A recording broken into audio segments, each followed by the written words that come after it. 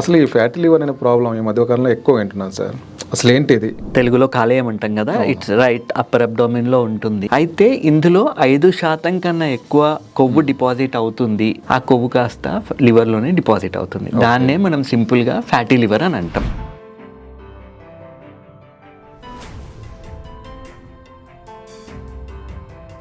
Fatty liver రావడానికి కారణాలు అంటే చాలామంది ఇప్పుడు మేము తాగుతున్నాం కాబట్టి ఫ్యాటీ లివర్ వచ్చింది అంటారు. కొద్దిమంది ఏమో నాన్ ఆల్కహాలిక్ ఫ్యాటీ లివర్ అని కూడా ఒక వర్డ్ చెప్తుంటారు డాక్టర్లు. అవును, ఏంటి సార్ టైప్స్ ఉంటాయి ఫ్యాటీ లివర్లో? అవును, ఆల్కహాలిక్ ఫ్యాటీ లివర్ అన్నది మందు తాగే వాళ్ళల్లో చూస్తాం. నాన్ ఆల్కహాలిక్ స్టియర్టో హెపటైటిస్ అంటున్నాము, లేకపోతే non alcoholic fatty liver disease.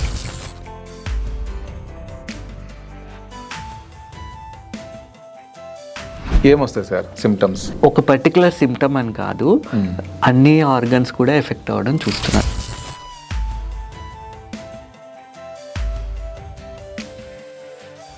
Sir ఇప్పుడు మనం ఫ్యాటీ లివర్ గ్రేడింగ్ అని అంటుంటారు కదా, ఎట్లా గ్రేడింగ్ ఇస్తారు? ఎన్ని స్టేజెస్ ఉంటాయి సార్?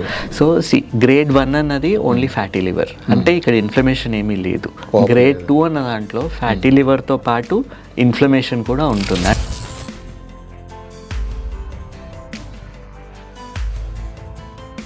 సార్ యాక్చువల్గా ఇప్పుడు అంటే ఫ్యాటీ లివర్ అనేది ఒక స్టేజ్ దాటాక ప్రాణాంతకం అవుతుందా? ఇప్పుడు ఫ్యాటీ లివర్ ఉన్న వాళ్ళలోనే గ్రేడ్ 1 గ్రేడ్ 2 ఉన్న వాళ్ళలోనే కార్డియోవాస్కులర్ ఈవెంట్స్, హార్ట్ అటాక్లు, brain strokes, kidney related problems రావడం కూడా ఎక్కువ అవుతున్నట్టు స్టడీస్ ఇండికేట్ చేస్తున్నాయి.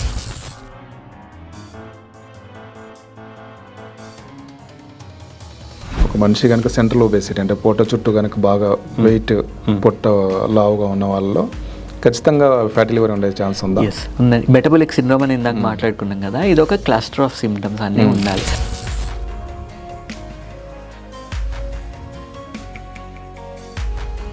ఒకవేళ ఇప్పుడు మందు తాగడం వల్ల వాళ్ళకి ఫ్యాటీ లివర్ డిసీజ్ వచ్చింది అనుకుందాం సార్, వాళ్ళు మందు మానేస్తే మళ్ళీ రివర్స్ అవుతుంది? అది రివర్స్ అవుతుంది కానీ it will take its own time. Okay, చాలా టైం పడుతుంది.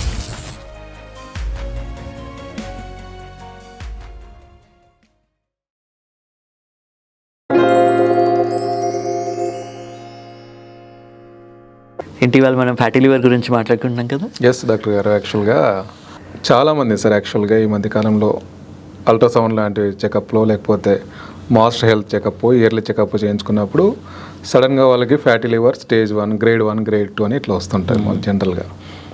ఈ ఫ్యాటీ లివర్ అనేసరికి వాళ్ళకి అసలు ఇది ప్రాబ్లమా కాదా, గ్రేడ్ 1 గ్రేడ్ 2 అని కూడా ఇట్లా గ్రేడింగ్ ఇస్తుంటారు. అసలు ఈ ఫ్యాటీ లివర్ అనే ప్రాబ్లం ఈ మధ్యకాలంలో ఎక్కువ వింటున్నాను సార్. అసలు ఏంటి ఇది? ఫ్యాటీ లివర్ గురించి చెప్పి లివర్ గురించి కూడా చెప్పండి కొంత. ఓకే, బేసిక్గా ఫస్ట్ లివర్ గురించి అర్థం చేసుకుందాం. లివర్ అన్నది బేసిక్గా తెలుగులో కాలేయం అంటాం కదా, ఇట్స్ రైట్ అప్పర్ అబ్డోమిన్లో ఉంటుంది. మగవాళ్ళలో చూసుకుంటే ఒక 1800 గ్రామ్స్ దాకా ఉంటుంది. ఆడవాళ్ళలో తీసుకుంటే కొంచెం తక్కువ బరువు ఉంటుంది, 1400 గ్రాముల దాకా ఉండొచ్చు. అయితే ఇందులో 5% కన్నా ఎక్కువ కొవ్వు డిపాజిట్ అవుతుంది అంటే దాని బరువులో 5% కన్నా ఎక్కువ. ఇప్పుడు 1800 అన్నారు, 1800 అంటే 50 ఒక 100 గ్రాముల దాకా కొవ్వు డిపాజిట్ అయింది అంటే దాన్ని మనం ఫ్యాటీ లివర్ అని చెప్తాం. ఓకే, కొవ్వు డిపాజిట్ అవుతుంది కాలేయంలో డిపాజిట్. ఎందుకు? లివర్ పని చేయాల్సిన విధంగా లివర్ పని చెయ్యట్లేదు, ఫ్యాట్ని డైజెస్ట్ చేసే విధానం అన్నది తగ్గిపోయింది, ఫ్యాటీ ఆక్సిడేషన్ అవ్వట్లేదు, ఆ కొవ్వు కాస్త లివర్లోనే డిపాజిట్ అవుతుంది. దాన్నే మనం సింపుల్గా ఫ్యాటీ లివర్ అని అంటాం. సో గ్రేడ్ 1 అన్నప్పుడు ఓన్లీ ఫ్యాట్ మాత్రమే డిపాజిట్ అవుతుంది, ఎటువంటి ఇన్ఫ్లమేషన్ లేదు. ఇన్ఫ్లమేషన్ అంటే ఏంటి? అది ఒక వాపు లాంటిది. ఎస్, ప్రక్రియ అంటే శరీరం దాన్ని రిపేర్ చేసుకోవడానికి ట్రై చేస్తుంది, దాన్ని మనం ఇన్ఫ్లమేషన్ అంటాం. సో దాన్ని హెపటైటిస్ అని కూడా అంటాం. అయితే హెపటైటిస్ రావడానికి వైరస్లు ఒక కారణం అయితే, మనం తీసుకునే ఫుడ్ అయినా కారణం కావచ్చు, లేదంటే మనం తీసుకునే టాబ్లెట్ల వల్ల కావచ్చు, రకరకాల రీజన్స్ వల్ల లివర్ అన్నది ఇన్ఫ్లేమ్ అవ్వచ్చు. సో కొవ్వు డిపాజిషన్తో పాటు ఎప్పుడైతే ఇన్ఫ్లమేషన్ కూడా ఉంటుందో దాన్ని మనం స్టియటో హెపటైటిస్ అని అంటాం. సో ఓన్లీ ఫ్యాటీ లివర్ అంటే స్టియటోసిస్ అంటాం, లివర్ ఇన్ఫ్లమేషన్ కూడా ఉంది అంటే స్టియటో హెపటైటిస్ అని అంటాం. సో ఇది బేసిక్గా ఫ్యాటీ లివర్ గురించి. ఫ్యాటీ లివర్ రావడానికి కారణాలు అంటే చాలామంది ఇప్పుడు మేము తాగుతున్నాం కాబట్టి ఫ్యాటీ లివర్ వచ్చింది అంటారు. కొద్దిమంది ఏమో నాన్ ఆల్కహాలిక్ ఫ్యాటీ లివర్ అని కూడా ఒక వర్డ్ చెప్తుంటారు డాక్టర్లు. అవును. ఏంటి సార్ టైప్స్ ఉంటాయి ఫ్యాటీ లివర్లో? అవును. ఆల్కహాలిక్ ఫ్యాటీ లివర్ అన్నది మందు తాగే వాళ్ళల్లో చూస్తాం. మందు తాగే వాళ్ళల్లో బేసిక్గా ఆల్కహాల్ ఫస్ట్ ప్రాసెస్ చేస్తుంది లివర్. సో లివర్ మెటబాలిజం అన్నది తగ్గిపోతుంది అండ్ టాక్సిక్ లోడ్, ఈ ఆల్కహాల్ అన్నది ఒక టాక్సిక్ మెటీరియల్. సో లివర్ని ఇంజూర్ కూడా చేస్తుంది, లివర్ సెల్స్ కూడా డ్యామేజ్ అవుతాయి. దానివల్ల ఆల్కహాలిక్ ఫ్యాటీ లివర్ అని అంటాం. అయితే వీళ్ళలో ఇన్ఫ్లమేషన్ అసోసియేటెడ్ ఉండడం చూస్తున్నాం. అయితే ఇప్పుడు కొత్త ఎంటిటీ ఏంటి, నాన్ ఆల్కహాలిక్ స్టియాటోహిపటైటిస్ అంటున్నాము, లేకపోతే non alcoholic fatty liver disease. దీన్నే మనం metabolic syndrome associated or metabolic dysfunction associated steatohepatitis NASH కానీ మ్యాష్ కానీ అని కూడా అంటున్నాం దీన్ని.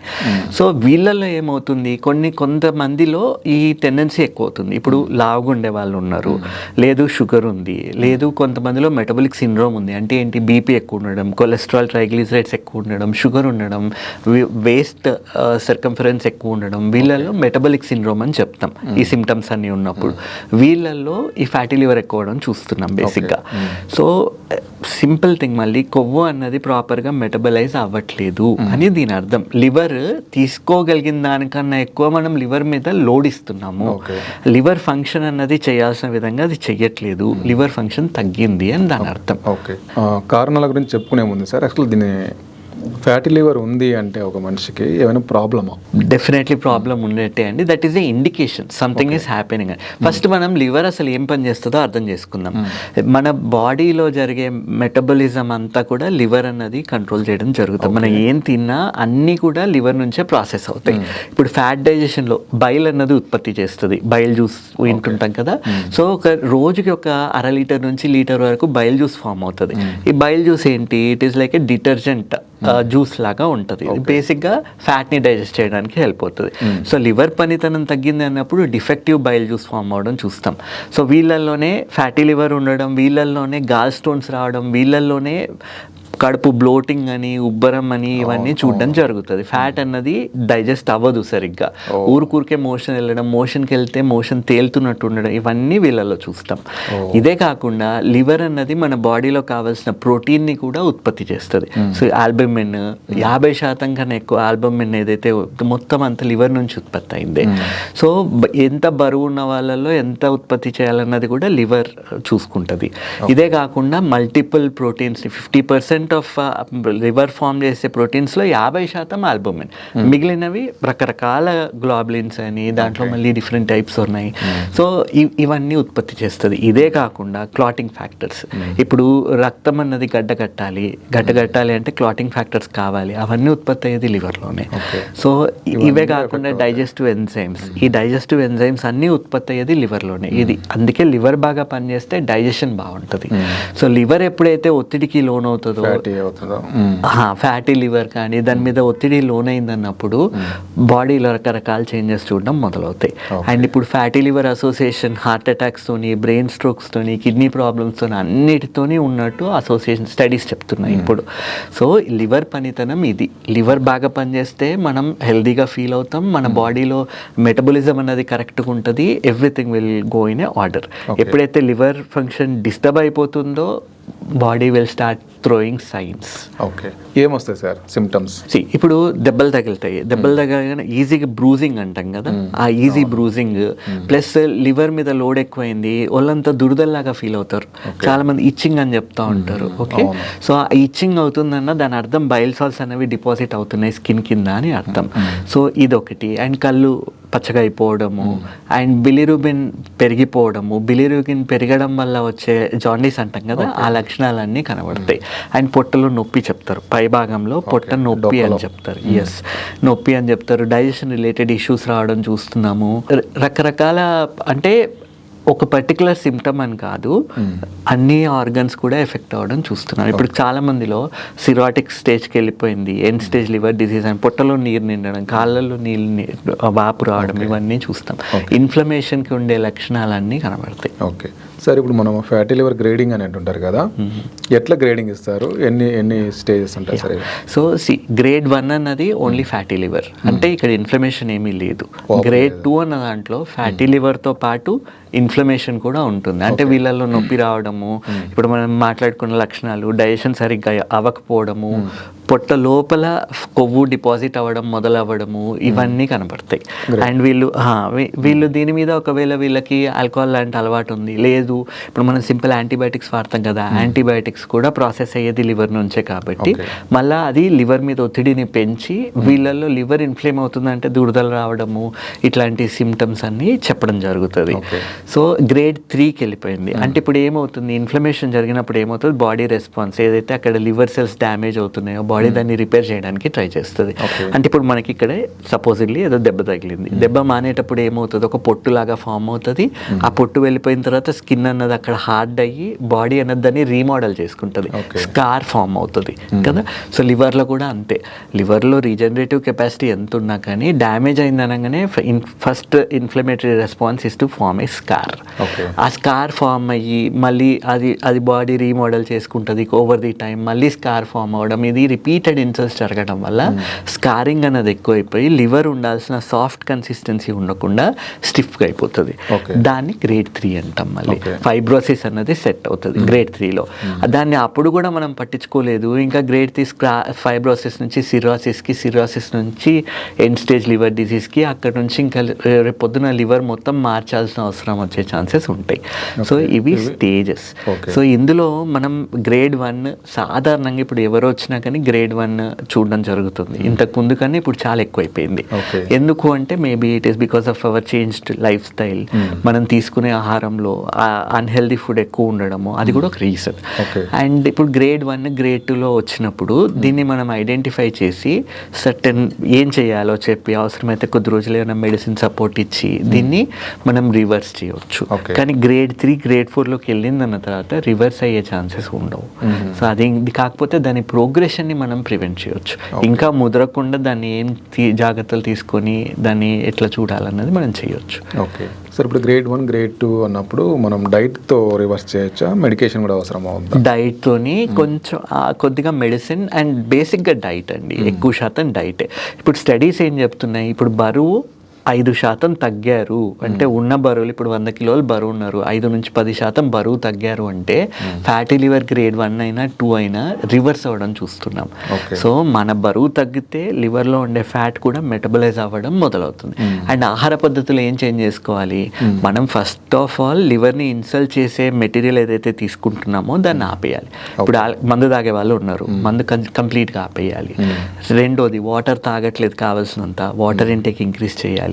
తినే దాంట్లో కొంచెం ఈజీగా డైజెస్ట్ అయ్యే ఫుడ్స్ తినాలి. హార్డ్ టు డైజెస్ట్ ఫుడ్స్ ఉంటాయి, నాన్ వెజిటేరియన్ ఉంది, ఆర్ చిన్నప్పటి నుంచి అలవాటు లేని ఆహారం ఉంది, వాటిని అవాయిడ్ చేయాలి.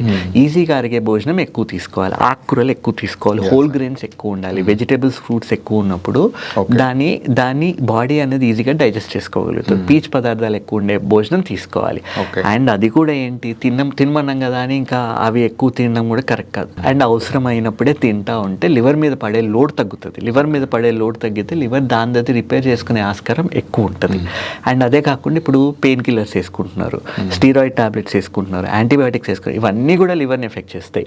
సో వీటిని అవసరం లేని మందులు అన్నవి మనం ఎక్కడ కట్ చేయగలిగితే అక్కడ కట్ చేయాలి. ఇదే కాకుండా ఇప్పుడు ఫ్యాటీ లివర్ ఉన్న వాళ్ళలో ఈ గట్ మైక్రోబయోమ్ గురించి మాట్లాడుకుంటున్నాం కదా, short chain fatty acids form చేసేది గట్ బ్యాక్టీరియా. సో ఈ గట్ బ్యాక్టీరియా సరిగ్గా లేనప్పుడు కూడా ఫ్యాటీ లివర్ వస్తున్నట్టు తెలుస్తుంది. సో గట్ మైక్రోబియం ఇప్పుడు పనికొచ్చే ఫుడ్స్ ఏమేమి తినాలి, ఏం తింటే మన గట్ బ్యాక్టీరియా బాగుంటుంది. సో మన లోపల ఇంకొక ప్రపంచం ఉంది. ఇప్పుడు మన ఎర్త్ మీద ఎట్లనైతే ఇన్ని కంట్రీస్ ఉన్నాయి, ఇన్ని డిఫరెంట్ టైప్ ఆఫ్ స్కిన్స్ ఉన్నాయి, మేల్ ఉన్నారు, ఫీమేల్ ఉన్నారు, సో ఎట్లనైతే డైవర్సిఫైడ్ ఇన్ని రిలీజియన్స్ ఉన్నాయి కదా, సో అట్లనే మన పొట్ట లోపల కూడా అన్ని రకాల బ్యాక్టీరియా ఉన్నాయి, గ్రామ్ పాజిటివ్స్ ఉన్నాయి, నెగటివ్స్ ఉంటాయి, అనరోబిక్ ఉంటాయి. ఇవన్నీ ఒక సమతుల్య సినర్జీతోని ఉన్నప్పుడు బాగా పనిచేస్తాయి. కానీ ఇందులో ఇప్పుడు మనకి యుద్ధాలు అవుతున్నాయి. అట్లనే లోపల బ్యాడ్ బ్యాక్టీరియాకి గుడ్ బ్యాక్టీరియాకి యుద్ధం జరిగి మనం బ్యాడ్ బ్యాక్టీరియాని ప్రోత్సహించే ఫుడ్ మనం తీసుకుంటున్నాం అన్నప్పుడు లైఫ్ అంతా డిస్టర్బ్ అయ్యే ఛాన్సెస్ ఉంది. ఇప్పుడు ఆల్కహాల్ తీసుకుంటారు, మందు తాగిన ప్రతిసారి గట్ బ్యాక్టీరియా డ్యామేజ్ అవుతుంది, లివర్ మీద లోడ్ పెరుగుతుంది. సో మనం ఎట్లా ఉంటున్నాం అన్న దాన్ని బట్టి మన లివర్ ఎట్లా పనిచేయాలన్నది ఉంటుంది. మన నిద్ర డిస్టర్బ్ అయిపోతుంది చాలా మందిలో, స్లీప్ డిస్టర్బెన్సెస్ ఉన్న వాళ్ళలో కూడా ఈ మెటబాలిజం తగ్గిపోవడము, ఫ్యాటీ లివర్ రావడం చూస్తున్నాం. ఓకే సార్, థర్డ్ ఫోర్త్ స్టేజ్లో ఉంటే ఒకవేళ గ్రేడింగ్ ఉంటే కనుక ఏం చేస్తాం మనం? బేసిక్గా మనం వర్కప్ చేసినప్పుడే అసలు ఏ స్టేజ్లో ఉన్నారో మనకు తెలియాలి అంటే సింపుల్ అల్ట్రాసౌండ్ చేసినప్పుడు, అల్ట్రాసౌండ్ స్కాన్ చేసినప్పుడు లివర్ సైజ్ పెరిగిందా మనకు తెలుస్తుంది. కానీ యాక్చువల్లీ డ్యామేజ్ ఎంత జరిగింది తెలియాలి అంటే మనం ట్రాన్సియంట్ ఎలాస్టోగ్రఫీ లేదా ఫైబ్రోస్కాన్ అని అంటున్నాం కదా, ఆ టెస్ట్ చేపిస్తాం. ఇది చేయడం వల్ల ఏమవుతుంది, అసలు లివర్లో స్టిఫ్నెస్ ఎంత ఉంది, నార్మల్ టిష్యూ ఎంత ఉంది, కొవ్వు ఎంత ఉంది. ఇప్పుడు ఇదే కాకుండా మనం ఎంఆర్ఐ లాంటి స్కాన్స్ చేయించినప్పుడు కూడా మనకు యాక్చువల్లీ ఎంత కొవ్వు శాతం ఉంది ఇవన్నీ మనకు తెలుస్తాయి. తెలిసిన తర్వాత మన లైఫ్ స్టైల్ అంతా చేంజ్ చేసుకొని ఎక్సర్సైజ్ మొదలుపెట్టి బరువు తగ్గి ఇన్ఫ్లమేటరీ ఫుడ్స్ తీసుకోవడం తగ్గించి మనకి హెల్ప్ చేసి ఇప్పుడు యాంటీ ఇన్ఫ్లమేటరీ ఫుడ్స్ ఉన్నాయి అవన్నీ తీసుకోవడం వల్ల సో ఇది మళ్ళీ రిపీటెడ్గా ఇదే టెస్ట్ ఫైబ్రోస్కాన్ చేయడం వల్ల అసలు ఎంత శాతం ఇంప్రూవ్మెంట్ ఉంది అన్నది మనకు తెలుస్తుంది. సో రికవర్ అవుతున్నారా అవ్వట్లేదా అన్నది మనం ఎవిడెన్స్ బేస్డ్ లాగా it will serve as a indicator. So ఈ ఫైబ్రోస్కాన్ అనే టెస్ట్ ఇనిషియల్గా చేపిస్తాం. కానీ ఒకవేళ గ్రేడ్ 3కి వెళ్ళిపోయింది, ఇప్పుడు గ్రేడ్ 3 గ్రేడ్ 4 మీకు అర్థం కావడానికి ఇప్పుడు లివర్ అన్నది స్మూత్గా ఉండాలి సర్ఫేస్, కానీ మాటిల్డ్ సర్ఫేస్ అయిపోతుంది, అంటే ఉబ్బుల్లాగా ఫామ్ అయిపోయి గట్టిగా అయిపోయి చాలా సాఫ్ట్గా ఉండాల్సింది చాలా ఫర్మ్ అయిపోయి అసలు లివర్ గట్టి స్టిఫ్ టిష్యూ అంటున్నాం కదా, స్టిఫ్ టిష్యూ మరీ ఎక్కువ అయిపోయింది, లివర్ పనిచేయట్లేదు అన్నప్పుడు దాన్ని సిరాసిస్ అంటాం. సో ఆ సిరాసిస్లోకి వెళ్ళిపోయింది అన్నప్పుడు ఇంకా దాన్ని రివర్స్ చేయడం కష్టం. దీన్ని ఐడెంటిఫై చేయడానికి ఏ స్టేజ్లో ఉంది, అసలు దీంట్లో మళ్ళీ సిరాసిస్లో ఉన్న వాళ్ళే లివర్ క్యాన్సర్కి చేంజ్ అయ్యే ఛాన్సెస్ ఎక్కువ ఉంటున్నాయి.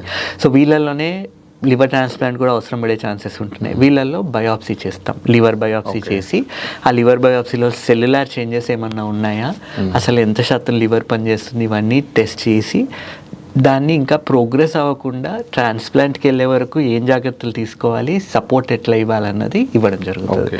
సో ఇప్పుడు లివర్ సిరాసిస్ అయిపోయింది, పొట్ట లోపల అంటే బ్లడ్ లోపల ఉండాల్సిన ఆల్బమిన్ అంతా కూడా అది బ్లడ్ లోపల ఉండకుండా అది ఎక్స్ట్రా సెల్యులర్ లీకేజ్ అంట, అది మొత్తం పొట్ట లోపల నీరు నిండడము, కాళ్ళల్లో నీరు నిండడం ఇవన్నీ అవ్వడం చూస్తాం. ఓకే సార్, యాక్చువల్గా ఇప్పుడు అంటే ఫ్యాటీ లివర్ అనేది ఒక స్టేజ్ దాటాక ప్రాణాంతకం అవుతుందా? ఎన్ని సీరియస్ కాంప్లికేషన్స్ వేరే రావచ్చు? ఇప్పుడు ఫ్యాటీ లివర్ ఉన్న వాళ్ళలోనే గ్రేడ్ 1 గ్రేడ్ 2 ఉన్న వాళ్ళలోనే కార్డియోవాస్కులర్ ఈవెంట్స్, హార్ట్ అటాక్లు, brain strokes, kidney related problems రావడం కూడా ఎక్కువ అవుతున్నట్టు స్టడీస్ ఇండికేట్ చేస్తున్నాయి. సో ఫ్యాటీ లివర్ అన్నది ఇట్ ఈస్ ఏ ఇండికేషన్ మన లివర్ పనిచేయాల్సిన విధంగా పని చేయట్లేదు, దానికి మనం ఇవ్వాల్సిన అటెన్షన్ ఇవ్వకపోతే అది రేపొద్దున ఇట్ క్యాన్ క్రియేట్ ప్రాబ్లమ్స్ అని అదొక ఇండికేషన్. దానికి రకరకాల లక్షణాలు ఉండొచ్చు. ఇప్పుడు చాలా మందిలో అన్నీ ఇప్పుడు మనం దురదలు అనుకున్నాము, పొట్ట నొప్పి ఇవి ఉండాల్సిన అవసరం లేదు. చాలా మందిలో ఫెటీగ్ ఉంటుంది, అంటే తొందరగా నీరస పడిపోవడం, వాళ్ళకి ఏమీ అర్థం కాదు, మేమంతా బాగానే ఉన్నాం మరి నీరసం ఎందుకు అవుతుంది, వీక్నెస్ ఎందుకు వస్తుంది అని. సింపుల్ కొన్ని ఇండికేటర్స్ ఉంటాయి. ఇప్పుడు B12 ఉంది, విటమిన్ B12 లివర్లోనే స్టోర్ అవుతుంది, లివర్లో స్టోర్ అయ్యి లివర్ దాన్ని ఒక 3 నుంచి 4 సంవత్సరాల వరకు స్టోర్ చేసుకొని అవసరం ఉన్నప్పుడల్లా దాన్ని రిలీజ్ చేస్తుంది బ్లడ్లోకి. కానీ కొంతమందిలో B12 2000 పైన చూస్తున్నాం కదా, సో వాళ్ళందరిలో కూడా టెస్ట్ చేపించి చూసినప్పుడు ఫ్యాటీ లివర్ ఉండడము, వాళ్ళల్లో లివర్ ఇన్ఫ్లమేషన్ ఉండడం చూస్తున్నాం. సో లివర్ హెల్త్ బాగాలేదు అన్నప్పుడు entire body is getting disturbed. Okay sir, యాక్చువల్గా ఇప్పుడు ఫ్యాటీ లివర్ రావడానికి కారణాలు మనం చెప్పుకున్నప్పుడు ఓన్లీ అంటే స్థూలకాయం అంటాము మనము, దానివల్ల వస్తుందా లేకపోతే మిగతా ఇంకేమేమి? మనం మారుతున్న లైఫ్ స్టైల్ అండి, అన్హెల్దీ ఫ్యాట్స్, ట్రాన్స్ ఫ్యాట్స్ అంటున్నాం కదా, ఇవన్నీ ఎక్కువ తీసుకోవడం.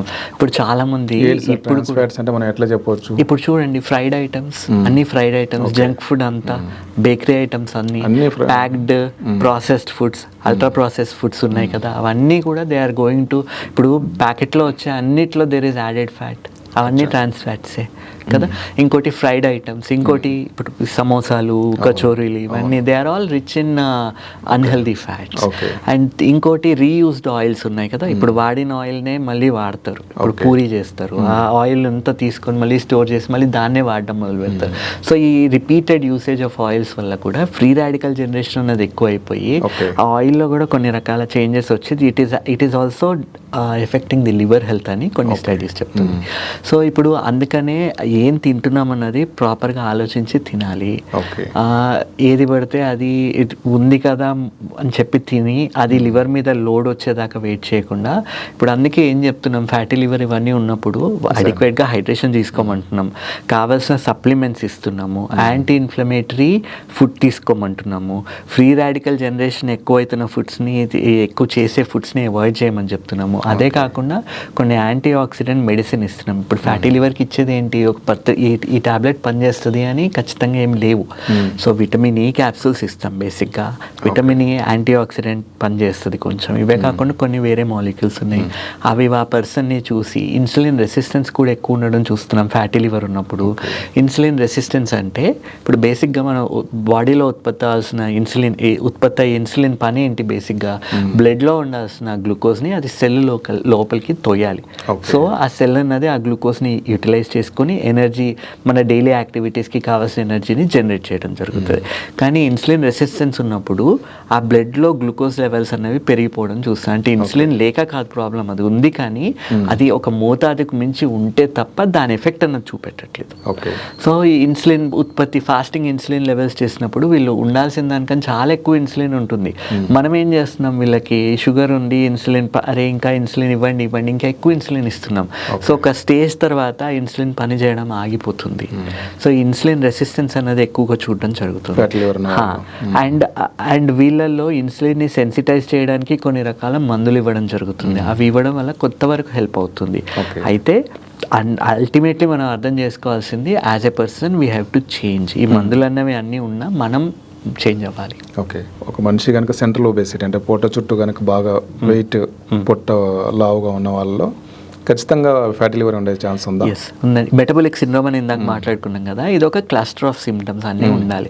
ఒకటి ఊబకాయము, సెంట్రల్ ఒబేసిటీ అంటే ఈ పొట్ట వేస్ట్ దగ్గర ఎక్కువ ఇది ఉండడం, పొట్ట లోపల ఎక్కువ ఫ్యాట్ డిపాజిట్, సెంట్రల్ ఒబేసిటీ అంటాం కదా, ఇది ఉండడం. వీళ్ళలోనే ట్రైగ్లిసరైడ్స్ ఎక్కువ ఉండి, కొలెస్ట్రాల్ ఎక్కువ ఉండి, షుగర్ ఉండి, ఇవన్నీ దే ఆర్ ఏ ప్యాకేజ్. దీన్నే మెటబాలిక్ సిండ్రోమ్ అంటాం. ఈ మెటబాలిక్ సిండ్రోమ్ ఉన్నప్పుడు fatty liver strongly associated. Okay. So వీళ్ళల్లోనే ఎక్కువ ప్రాబ్లమ్స్ చూస్తున్నాం. అండ్ ఇంకోటి, ఇప్పుడు చాలామంది వచ్చి అడుగుతున్నారు, కొలెస్ట్రాల్ ఎందుకు పెరుగుతుంది, గుడ్ కొలెస్ట్రాల్ ఏంటి, బ్యాడ్ కొలెస్ట్రాల్ ఏంటి, అసలు ట్రైగ్లిజరైడ్స్ ఎందుకు పెరుగుతున్నాయి. సో ఇప్పుడు బేసిక్గా అన్హెల్దీ ఫ్యాట్స్ తీసుకున్నప్పుడు కొలెస్ట్రాల్ పెరిగే ఛాన్సెస్ ఉంటాయి. లివర్ పనిచేయాల్సిన విధంగా లివర్ పని చేయకపోతే అది కొలెస్ట్రాల్ని తీసేయలేదు బాడీలోంచి. అప్పుడు ఏమవుతుంది, ఈ కొలెస్ట్రాల్ అంతా వెళ్ళి డిపాజిట్ అవ్వడం మొదలవుతుంది. ఆర్గన్స్లో డిపాజిట్ అవుతుంది, ఫ్యాట్లో లివర్లోని డిపాజిట్ అవుతుంది, బ్లడ్ వెజల్స్లో డిపాజిట్ అవుతుంది. ఇవన్నీ ప్రాబ్లమ్స్ వస్తున్నాయి. ఓకే. అండ్ వీళ్ళలోనే బీపీ పెరిగిపోవడం, మెటబాలిక్ సిండ్రోమ్ ఉన్న హై బీపీ ఉండడం కూడా చూస్తున్నాం. సో ఇప్పుడు ట్రైగ్లిజరైడ్స్ అనేవి ఎందుకు పెరుగుతాయి, మనం తీసుకునే దాంట్లో రిఫైన్డ్ కార్బోహైడ్రేట్స్ ఎక్కువ తీసుకుంటాం, ట్రైగ్లిజరైడ్స్ పెరుగుతాయి. ఇప్పుడు చాలామంది వచ్చి నన్ను అడుగుతున్నారు, ఈ హెచ్డిఎల్ ఏమో తక్కువ ఉంటుంది, ఎల్డిఎల్ విఎల్డిఎల్ ఏమో ఎక్కువ ఉంటున్నాయి, అసలు ఇది ఏంటి మాకు అర్థం కావట్లేదు.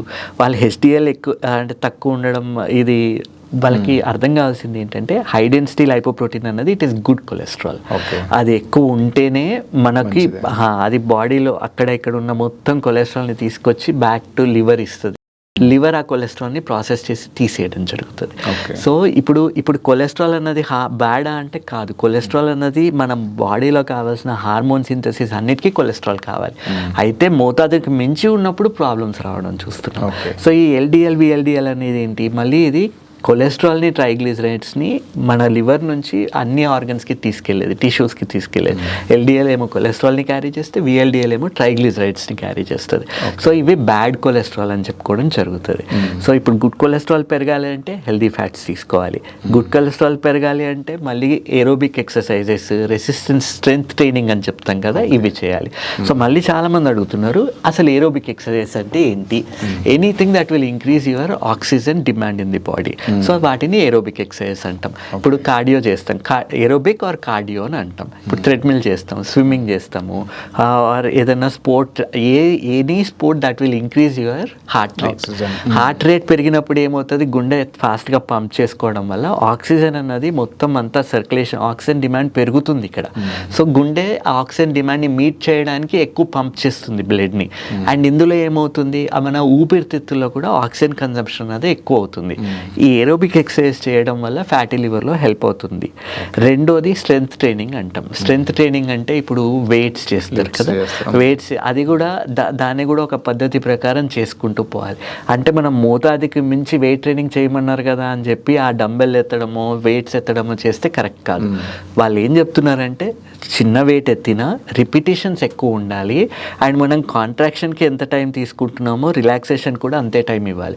చాలామంది ఏం చేస్తారు, కాంట్రాక్షన్ అప్పుడేమో కష్టపడి దాన్ని లేపుతారు, వదిలేసేటప్పుడు చాలా ఫాస్ట్గా వదిలేస్తారు. అది చేయొద్దు అని చెప్తారు. సో స్ట్రెంగ్త్ ట్రైనింగ్, మనం రెసిస్టెన్స్ ట్రైనింగ్ అని అంటాం దీన్ని. సో అది స్లోగా వెయిట్స్ని ఇంక్రీజ్ చేసుకుంటా పోయినప్పుడు కూడా దానివల్ల కూడా ఈ ఫ్యాటీ లివర్ తగ్గుతున్నట్టు స్టడీస్ చెప్తున్నాయి. ఓకే, డ్రింక్ చేసే వాళ్ళల్లో ఎంత ప్రాబ్లమాటిక్ ఉంటుంది ఫ్యాటీ లివర్ అన్నది? వాళ్ళు ఖచ్చితంగా మానేయాలా? అదేనండి, ఇప్పుడు మొన్నటి వరకు కూడా ఒక 2 years కింది వరకు కూడా గైడ్ లైన్స్ ఉంటాయి కదా, ఈ లివర్ గైడ్ లైన్స్ ఇవన్నీ ఏం చెప్పారు, ఒక పెగ్ వరకు సేఫ్గా తీసుకోవచ్చు, ఏం ప్రాబ్లం లేదు. 1 peg or 2 pegs కన్నా ఎక్కువ అవుతున్నప్పుడు అప్పుడు లివర్ మెటబలిజం దెబ్బతినే ఛాన్సెస్ ఉన్నాయని చెప్పి. కానీ ఇప్పుడు వచ్చిన లేటెస్ట్ గైడ్ లైన్స్ ఏం చెప్తున్నాయి, 1 ml కూడా డ్యామేజ్ చేస్తుంది లివర్ని అని చెప్తున్నాయి. అసలు మందు తాకొద్దు అని గైడ్ లైన్స్ చెప్తున్నాయి. అయితే చాలామంది మేము తీసుకునేదే 1 peg కదా, పర్వాలేదా అని అంటున్నారు. వద్దనే చెప్తాము, బట్ మితంగా తీసుకుంటే ప్రాబ్లం అనేది బాగా పెరిగిపోయింది సార్ కన్జంప్షన్. ఈవెన్ గవర్నమెంట్స్ అంతా కూడా దాని మీద నడుస్తున్నాయి ఇప్పుడు. అట్లాంటి కండిషన్